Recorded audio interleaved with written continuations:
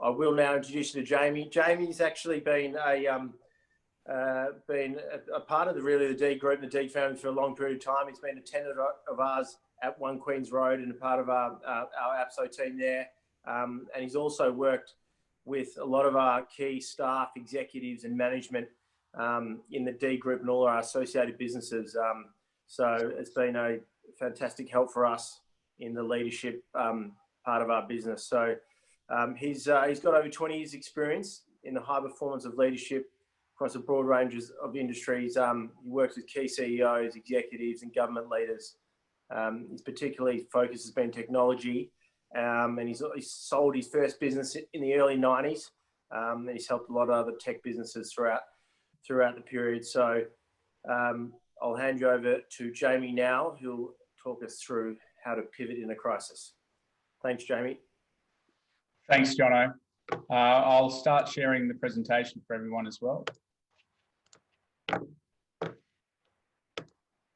And today, welcome.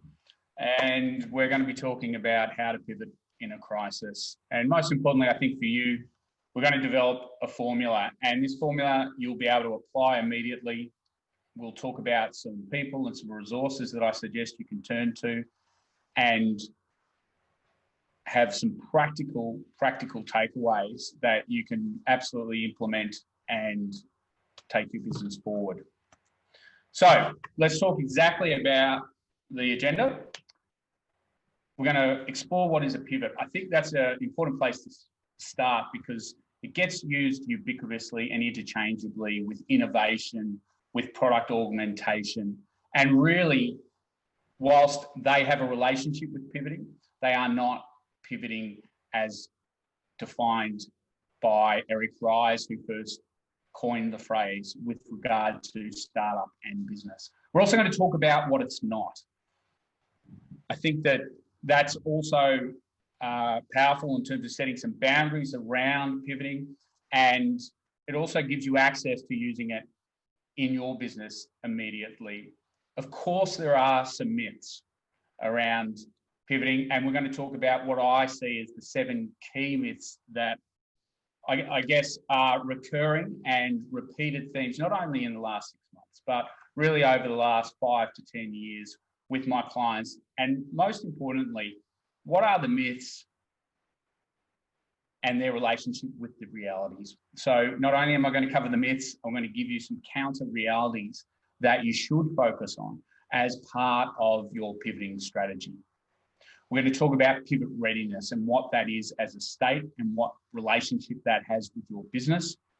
We're going to talk about some iconic non-pivoters and explore the range of non-pivoters, and that will hopefully help you frame some of the mistakes that they've made so that you can avoid them in the future. And then exactly what is this mystical pivot formula? We'll talk about that. I'll then sum up and we'll open the webinar up to questions. So, Eric Ries, a well-known author and commentator in the space, in his book, The Lean Startup, defined a pivot as a change in strategy without a change in vision. Now, immediately, if you choose to accept this definition, it frames up its relationship with innovation. Innovation being a new product, an idea that turns into a new product or service, whereas product augmentation is obviously a new feature that you're adding to an existing product. So whilst pivoting may be based on innovation, it may be based on product augmentation. It doesn't have to be. Sometimes pivoting is about doing less. Sometimes pivoting is about looking at what you're doing and actually refining it down to a point of specialization.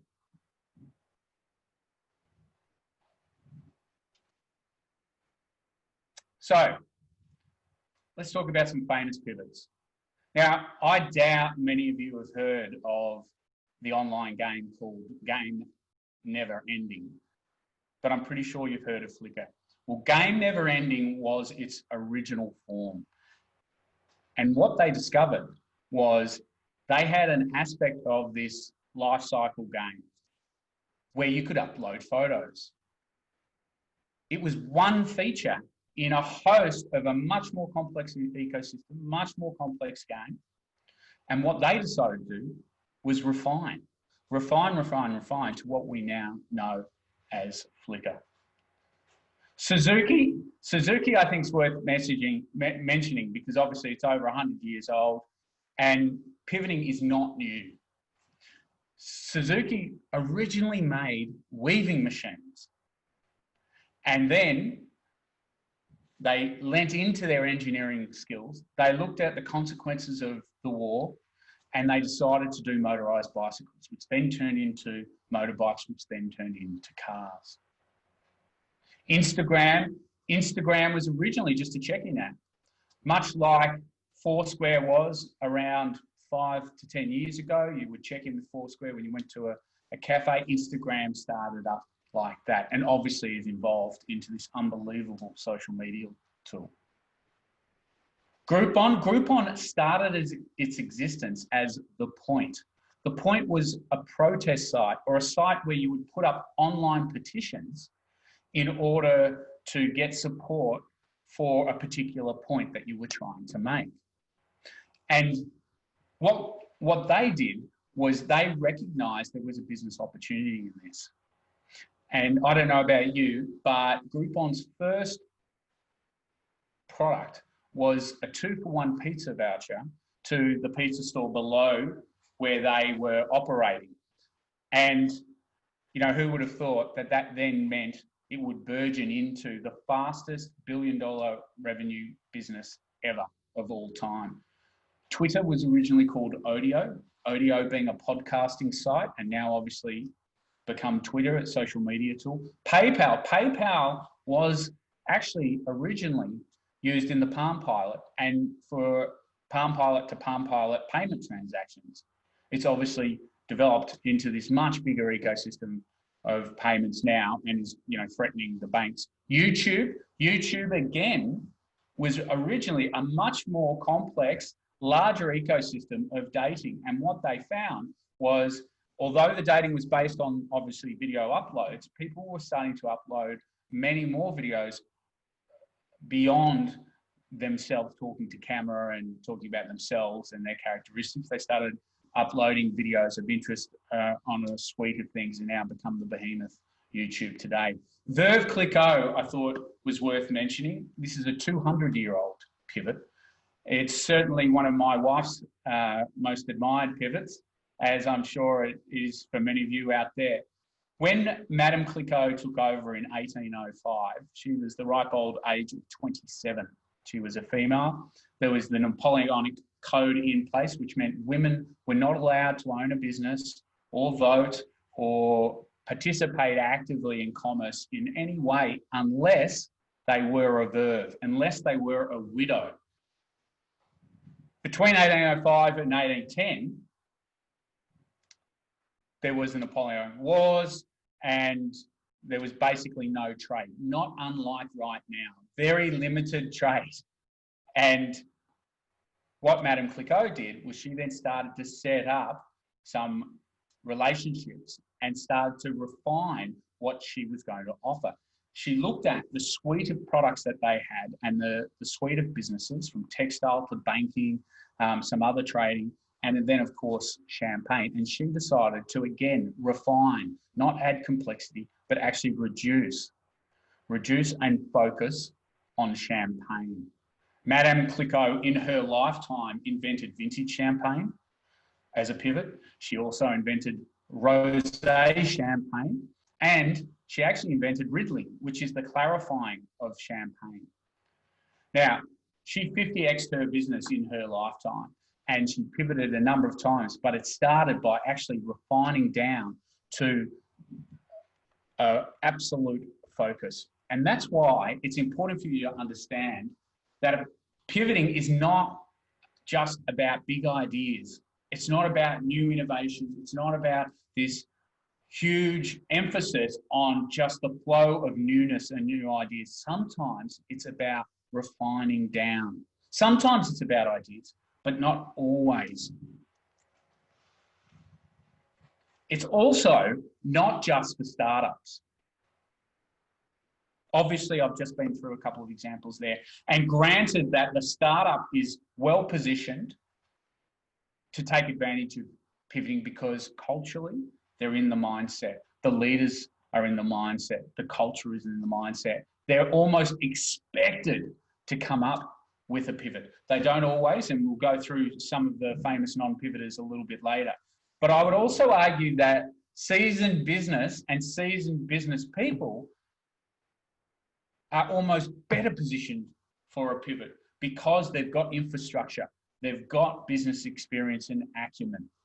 And if you start to accept that pivoting is actually about the change of your business strategy without changing your vision, then it ceases to be a new age concept. It ceases to be emphasizing the startup and instead could actually be a business approach for anyone. I think it's worth acknowledging the pressure that's in the system at the moment. Obviously, COVID-19, and Jono mentioned it earlier, you know, who would have thought at the beginning of the year we'd be in stage 4 lockdowns with curfews and no trading for so many businesses. It's been absolutely dire. And that pressure, as we know, can absolutely create cracks. It can create cracks in ourselves and our business, but that pressure equally can create diamonds. And if you use the pressure at the moment, as a number of my clients have, as a number of businesses out there have, you can actually create a diamond that is a worthwhile pivot. And today, I hope that the formula I give you and some of the resources will send you on that journey immediately. So, 7 myths with regard to pivoting. You know, it's really interesting, but with every subject matter that I explore, there's always a strong sense of mythology around them. And of course, you can come up with ideas that are the genesis for these myths and businesses that are the genesis for these myths. But today, what we're going to be talking about are things that the majority of businesses can do, that something that you can actually actuate and do today, not sit there waiting. And this is the first myth I want to talk about, the flash of brilliance. This seemingly out of nowhere, without any context, insight that people get. And whilst a flash of brilliance obviously occurs, it tends to occur off a body of work, a body of understanding and deep understanding. Even the late great Stephen Hawking, who famously had his flash of brilliance around the black hole radiation and the shrinking of black holes in the middle of the night at 3 a.m. I mean, he had a lifetime of work, a body of work and hard work that led him to that, and that then he ran with afterwards. So instead of relying on this out of nowhere flash of brilliance, I would argue that you should rely on sustained effort, sustained application of your intelligence, the intelligence of your business, and really cherish and nurture deep thinking in your business, not just shoot from the hip, not just ready, set, go, but in fact, explore and ideate to a great deep degree.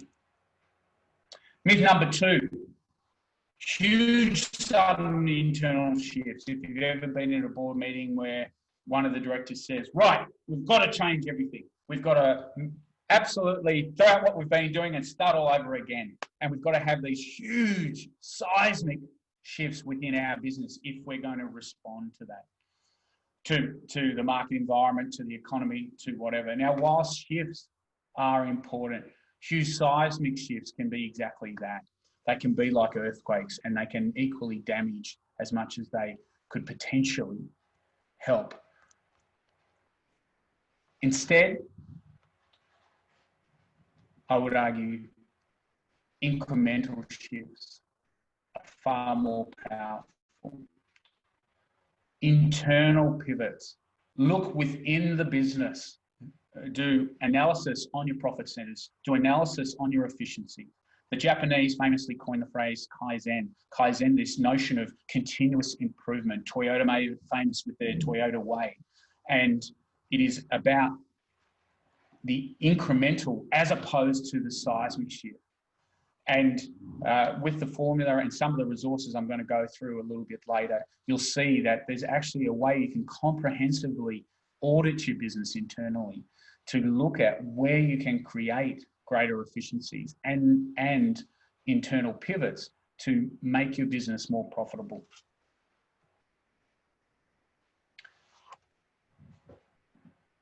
Myth number 3, it has to be completely new. It has to be out of the blue, completely new, never seen before. Well, you know, whilst that obviously occurs in the most rare of occasions, most pivots are actually built off other companies and other businesses' works. And when we explore a little bit later some of the non-pivoters, we'll see that some of the pivots that actually made it and the top businesses that you can think of now, Apple and Google, they were not first to market. The iPhone was not the first full face. I talked about the Palm Pilot earlier. That was a decade before the Apple iPhone. Steve Jobs admittedly did put some nice round corners on the phone, but really there was a decade, a body of work and other businesses. So instead of thinking about it having to be out of the blue and out of nowhere, I would argue that pivots are based on existing ideas, insights, and existing customer needs. And this gives you a place to start. You can look out into the marketplace, think about what low-hanging fruit, pardon the pun, given the slide, is available to you. And look at those existing ideas and insights and look at the customer needs. And are there needs that aren't being met that your business is well positioned to accommodate?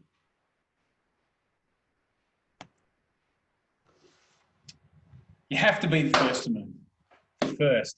Again, this is not dissimilar to something original, but you know, if we were to actually put in order what number the most successful businesses that we can think of today, like Google and Apple, they weren't the first to move with regard to computers or phones or search engines or a number of different industries.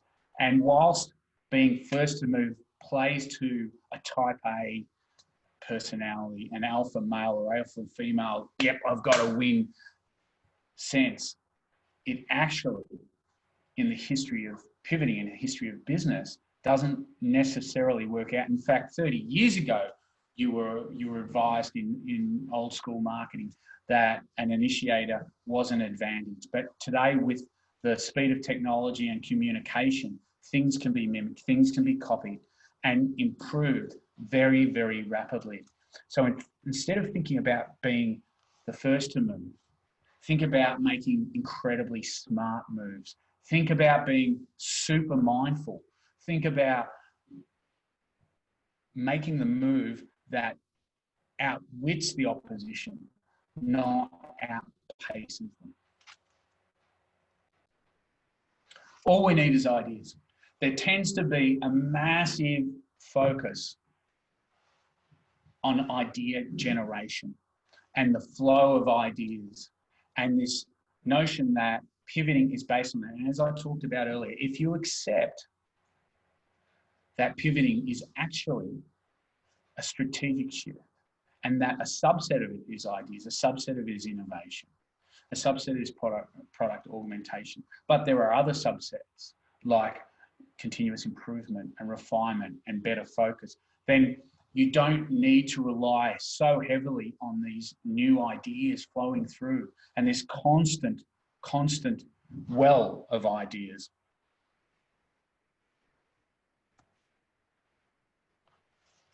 Oddly, pivoting is really, really based on having great process and great frameworks. By having the right process, you can actually take an idea or a concept or a focal point and through that process refine it. And by having frameworks within your business that allow you to do that, which again, I'll allude to when I go through the pivot formula, you'll be able to validate the idea or the concept or the move that you're going to make and have confidence in it, because with pivoting obviously comes risk, and to address any risk, you need to have a due diligence process. So making sure you have process and frameworks that allow you to pivot is incredibly important, and far more important than ideas. Ideas, there is never a business that I've come across that is ever short of ideas. If you've ever got in an Uber, I'm sure that 9 out of 10 Uber drivers have got an app that they're working on. They've got an idea. There are ideas everywhere, but the process and framework to make them a reality and to make them profitable, that's another story.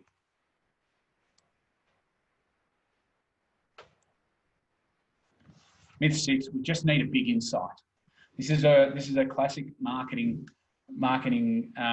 take again, and it's that big insight that just absolutely revolutionizes the market, that absolutely changes everything, that absolutely shifts the entire business rapidly and all of a sudden and profoundly. Well, instead of thinking about what is that massive insight, I would argue that it's much better to create leadership, create pivot leadership, focus on developing the leadership in your business that will allow you to promote the flow of not only ideas, but insights, promote innovation, promote product augmentation, promote refinement of the process, promote Kaizen. And not only from extroverts, so not only at the board table when there's a team meeting, and not in these brainstorming sessions that are very orientated towards obviously extroverts, but fostering introverts. So for those who need to go away and think deeply and take a night or take 2 days to think about something. So pivot leadership is about having that sensibility and understanding of your team, and not just getting in a room and saying, right, we're going to brainstorm our way out of here. In fact, a number of my clients have talked about how when they've tried to do that, actually they end up more in conflict than they do in creating ideas. And the ideas and the insights often happen when they're away from the boardroom, when they're out surfing, when they're out hiking, when they're out walking, when they're out exercising to some degree, or cycling. Because, you know, the mind and its ability to solve problems is extraordinary, but our minds work to different environments depending on whether we're more introverted or more extrovert, and we are all both, and we are all one or the other depending on the circumstance, and we do have preferences, and it's important to understand that. JFK was a brilliant example of that. He avoided the Bay of Pigs incident where the CIA had back-channeled a couple of $100 million into some rebels to take out Castro. He was being very much forced in the direction. Nuclear war was seemingly imminent and the end of the world. And he avoided it by slowing people down, by giving them external mentors, by making sure that he wasn't making decisions on the spot in a rapid fire way. And it was actually brilliant leadership that managed to pivot an entire country, an entire national crisis. You could argue that maybe some of the politicians now could benefit from such an approach. Something's happened. Myth 7, it's about alone genius. So again, if you're overemphasizing the creative aspect of pivoting, then what a lot of businesses do is they'll turn to this lone genius, this wacky professor who, you know, might be absolutely brilliant. But pivoting, given that it's a strategic move, can't rely on a lone genius. And a business can't rely on lone geniuses as a risk. I mean, it's too much of a bottleneck. You can't be sitting there going, well, hopefully this one guy or girl will come up with an idea that will save us all. Instead, it's about creating a pivot culture, a culture of pivoting. It's a creative culture, and you know, people often say to me, I'm not very creative, or that person isn't very creative. And my answer to that is that you're not understanding the creative process. Ideation is a process. If you look at even the best examples of innovation, if you go to the web and you explore innovation itself and ideation, there's always someone with a new process. And yes, part of that process is absolutely creating ideas and coming up with ideas, but it's only one part of 4, 5, 6 different stages. It depends on how you look at it. But creativity, for it to take an idea and have a pivot culture and then turn it into an actual business proposition, you need to have diversity of ideas and diversity of problem-solving styles. It can't just be a creative genius.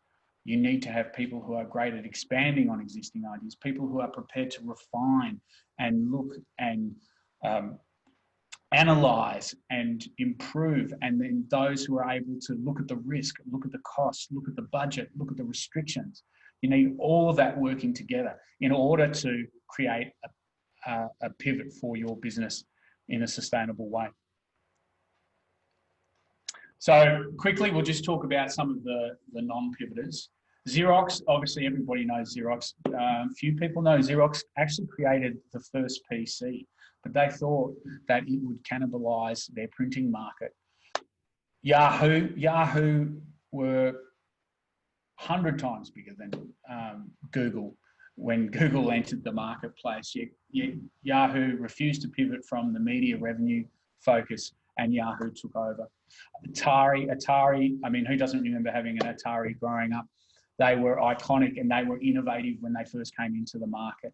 But when Time Warner bought them and they got to the Atari 2600, they were required to invest and iterate. And they hadn't adopted this constant pivot culture and pivot mindset. And instead, they just said, no, we don't want to improve on the Atari because it's going to cannibalize our 2600 market. So they had the completely wrong mindset. And of course, it died. Kodak actually invented the first digital camera, would you believe? But again, they thought it was going to cannibalize the photographic market, so they didn't run with it. BlackBerry got stuck on the keyboards. MySpace was stuck in media and entertainment. It didn't have actually a technology background or directors, and so it actually tried to pivot without focus, and it had so many pivots on the table at once for product augmentation, perspective, innovation, and it couldn't bring it together. It's argued that actually MySpace should have, as soon as Facebook came out, just copied what Facebook did. But you know, Facebook came out, and their product augmentation of being able to see who your followers were suddenly blew MySpace out, who had anonymous followers, and then obviously MySpace. Poor old Holden were investing in special vehicle V8s while the rest of the car companies basically in the world were looking at sustainable vehicles and electric vehicles. SUVs were coming on the market, and Holden were focused on their station wagon. Palm Pilot hit with a bang, as we talked about, had almost a decade of great technology and innovation, and then they failed to innovate. And again, Hewlett Packard didn't see the iPhone revolution as being a big enough step for it, and refused to pivot with it. Nokia, the foot down Nokia, again, was iconic for a period of time, but they didn't pivot from there. Fairfax Media. Oh, poor old Brian McCarthy famously said in 2004, 2005, the broadsheet will never die. He was investing in Tullamarine Airport, the massive printing press out there, while he should have been focusing on digital. Motorola, not a dissimilar story to Nokia. Obviously, Blockbuster never saw the internet coming. And so those are some just famous non-pivots I'm sure you've heard of. And the question that you've got to ask yourself is, who do you want to be? Do you want to be the non-pivoter? Or do you want to be the pivoter? And if you do, you've got to ask yourself, what is your pivot readiness? And pivot readiness is a state that your business needs to be in order to make the race happen. So where do you start with pivot readiness? Well, just like I talked about earlier in terms of the ideation process, problem solving actually has a process. And understanding what your preference is as a problem solver is incredibly important when it comes to pivoting. Because understanding yourself and having that self-awareness means that you can actually also manage yourself in a problem-solving environment, which means you stop labeling others as good or bad or negative and positive problem solvers, and instead understand that they have a different approach. The profile that I like to use is one called Basadur, BASADUR.com, BasadurProfile.com, and that was invented by Min Basadur, who was actually an internal innovation consultant for film of good P&G, I think it was, in the US, and he developed this process, and you can go online. It takes about 10 minutes. You just order certain words, and then it starts to give you understanding of what your problem-solving style is. It's not the only one out there. It is one that I like to use, and I certainly recommend. But understanding yourself and then being able to understand others and how you solve problems is absolutely critical to creating a pivot, pivot readiness. You also need to understand your strengths. Now, strengths are not what you would typically report when you're in an interview or you're talking about your qualifications or your certification or your education. But what strengths are what are the repeated values, behaviours and beliefs that you display on an ongoing basis in the workplace that you can harness and you can use and understand. Again, if you can understand what your strengths are, you can understand what others are. You could also obviously be mindful of your weaknesses. And by getting a roadmap around your strengths, a roadmap around other people's strengths, you can then start to find your way towards pivot readiness. And obviously, if there are disparate styles of problem solving and there are disparate strengths, strength profiling has been around for a long time. Gallup do it here in Australia, as do many other providers, and identifying, what your top 5 strengths are out of a set of 20 is very common. But once you've understood your strengths and you've understood the other people in your team's strengths, you can then focus on creating balance. Now, what this means is that you can ensure that you've got a good diversity of strengths and you've got a good diversity of problem-solving style. And if you don't, you can at the very least, compensate or counterbalance for those lacking strengths and consciously work them into the process, and everyone work together to offer that perspective, even if it's not their initial predisposition. And then, of course, you could also hire in. So I find a lot of clients use the strength profiling and the problem solving as a means of the last gate that they use for new hires, and certainly for critical hires, to understand how they will balance their leadership team. So if we're talking about creating pivot readiness, it's about understanding your own strengths and style and creating that good understanding within yourself. You then want to create a good understanding of your team, your leadership team, and create balance there. And then once you've got yourself and your leadership team sorted out, you can then worry about flowing that through your entire culture. Without understanding your strengths and your problem-solving style, you're essentially pivot blind. You're essentially going into it just hoping with a box on your head, and maybe it'll work out for you, but on the whole, it tends not to. So let's talk about what the formula is. And don't worry, there's more detail to come. This is just the start. The pivot formula is about creating pivot readiness in your business. And once you've got your pivot readiness right, you then go and find the pivot points. And how do you find the pivot points?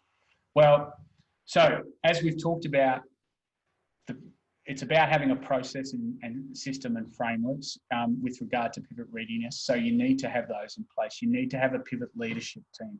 If you don't have a leadership team that is ready, then your culture won't be ready. And if your culture and your leadership team won't be pivot ready, then there's no point even trying. But once you've got that right, you've then got to identify what the pivot points are. And that's about systematical analysis of your people, your products, your process, your systems, your structures, and your system and your symbols. And I'll talk about some tools and show you some how to do that. And then play to your strengths. So look at your business, look at what your capability and capacity is. Now, granted, it may not necessarily be one that is obvious to you, but by systematically exploring your internal capability, you will be able to also identify what your strengths are as a business. So, in summary, pivoting is not just about big ideas and flashes of brilliance and sudden internal shifts. It's about using proven methods and process for deep thinking and problem solving to find new points of focus for your business, to find what I call pivot points. Pivoting is a responsive state, and I would argue if we've learned anything from this crisis, it's our businesses need to be pivot ready. It doesn't mean you have to pull the lever and necessarily pivot, but being in a state of a responsive state with the right leadership and the right culture over time means that you'll have a more robust and more enduring business. And again, let's talk about some resources with regard to the pivot formula. Well, obviously, in terms of leadership and culture, there are numerous options out there. There are coaches like myself and other consultants who can help with regard to your leadership and your culture and getting it pivot ready. In terms of pivot points, there's boutique agencies as well as large enterprise companies. So in Melbourne, there's a couple of boutique agencies which I highly recommend, Agents of Spring and Lido Island. They have great, robust processes that they go through. Agents of Spring actually use the Ambassador process as part of their sprint that they do. And they are absolutely fantastic. Dublin is Deloitte's innovation business. And whilst I'm not sure how good they are at consulting around pivoting, certainly the tools that they have developed have become great hacks and they are readily available. In fact, the Deloitte's 10 types of innovation is fantastic. And what you'll see from this slide, this is a download you can actually get from Deloitte's, Dublin's website, and go and have a look at their resources there. They're really well thought through. And you can use this very, very simply as an audit tool. So if you actually go through these 10 types of innovation, you can see that they've also got subsets. So it's not 10 types, it's probably 60 different possible pivot points here. And you actually shoehorn your business into these different subheadings. And what I mean by shoehorn is that when you first look at them, you might look at, for instance, the second column, second point down, freemium. You might not think that there's immediately a freemium product that you can offer, but I would ask you to challenge yourself on that and try and come up with one. And in fact, try and come up with an answer for each of these subheadings. And in doing that, you're going to expand the possibilities of pivoting for your business. And you can actually systematically go through your business from profit model, network structure, process, product performance, product system, service, channel, brand, customer engagement, et cetera, et cetera. And it's a great tool, great hack. It's readily available and it's free. There are also a lot of heaps of books. Look, if anyone wants to reach out, I've been in this space for 20 years. I'm a big fan of Harvard. There are also some other great books out there which are all about helping you create pivot readiness through leadership and culture and stealing, both current and old ideas to be applied in this new context. So I'm just going to leave you with this formula up on screen just for a minute. I would urge you to think about how you can create this formula in your business. And I think, Jono, we're going to open it up to questions.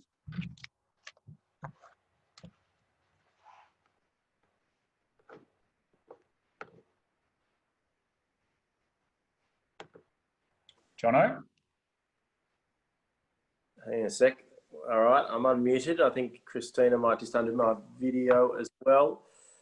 All right, Jamie, thank you very much for that presentation.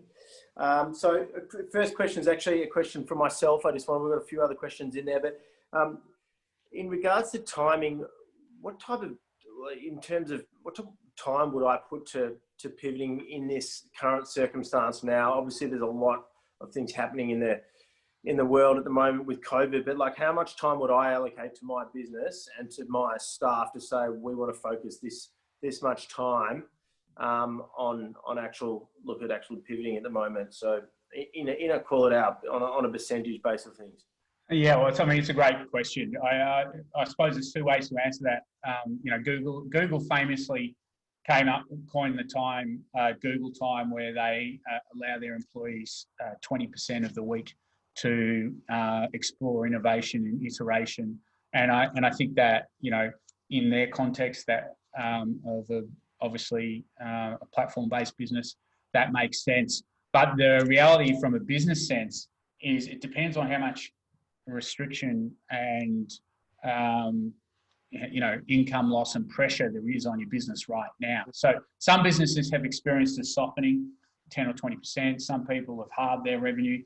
Some people have lost 90, 95. Some people have almost lost their entire business. So I would say it's in direct proportion to almost how much revenue you've lost from where you were to where you are now would be a good yardstick to determine how much time you should be putting into pivoting. Because the point about pivoting is to make your business more money and more profitable, obviously, in this instance. So it depends on how much pressure you're under. But certainly, I would say always have some and never have none. Yeah. All right. Thank you. Next question. Where staff say need to pivot within their business, how would you recommend that they communicate to their manager and their leaders? Yeah, look, and this is a brutal reality. But if you don't have your leadership on board, there's probably very little point trying to steer the ship in a new direction. So this is when playing politics and being really mindful of your relationships is absolutely key. Because when you talk about pivoting, sometimes people react to it the same way they react to change. And how we know people react to change is 30% of people, or a third of people resist, a third of people are indifferent, and a third of people are, yeah, let's go, let's change, that's great. So without knowing anything about the details of your business, I would say go to the people who embrace change. Go to the most senior leaders. You've got to lobby them. You've got to get them on board. And don't just go to them with an idea. For God's sake, don't do that. Go to them with a process and an approach. Keep the idea for later, because you've got to get the leadership and the culture in the right place before you start throwing ideas into the mix. And you've got to start to create awareness amongst the leadership and the culture around, as I said before, problem-solving styles and strengths of the business and strengths of the individual, in order to have a balanced team so that you can actually do something with the ideas. Okay. All right, and we've got one last question, which could be, it's an interesting question, but how do you assess or minimise the risks of pivoting? Yeah, so I mean, it's a great question, and risk is always present, and I think that I would say that it's one of the biggest arguments to the formula that I've come up with. And so playing to your strengths, making sure that your leadership team is in the right mindset, making sure that you've got the right leadership culture, and making sure you've got the right processes and approaches and frameworks first and foremost. Then, play to your strengths. So look at your business and look at what your capabilities and capacities are, and look at what's within reach of those. Not what's something completely out of the blue, not something you've never done before, that has no relationship with your current play. Look at the marketplace, do market research, and you can do market research in really smart ways. And, with data analytics and great research these days, there's so much information. So don't rush into it, and make sure that you've got the research to back up the play. Now, what it means, it doesn't necessarily mean it's going to be slow either. It's just have a proper process, take the time, act with mindfulness, and also develop an MVP. So in tech world, which I do a lot of work in, they have this MVP concept, which is your minimum viable product. So you don't have to create the gold standard straight out of the blocks, but you can dip your toe in. Dipping your toe in allows you to see market response. It allows you to minimize investment up front. It allows you to see what pivots should be made, and just overall be systematic. Don't be chaotic with your approach. And I think that, you know, if you can audit your internals using, for argument's sake, the 10 types of innovation, you're going to be de-risking the whole approach as you go through the rigor of that process. All right, very good. All right, well, Jamie, we really appreciate your time today. Yeah, there's been some great insights and got me a little bit fired up to get cracking for these next few weeks. So yeah, again from the D group, thanks very much. We appreciate it, and look forward to seeing you around 1 Queens Road as soon as we're all back in the office. Yeah, well, thank you, John. Thank you, everyone. Of course, feel free to reach out to the D group or to myself. Yeah, we've got our details up there for any other questions to shoot through to Jamie. So thanks again, Jamie. Chat to you soon. Thanks, everyone. Thanks, bye. Bye.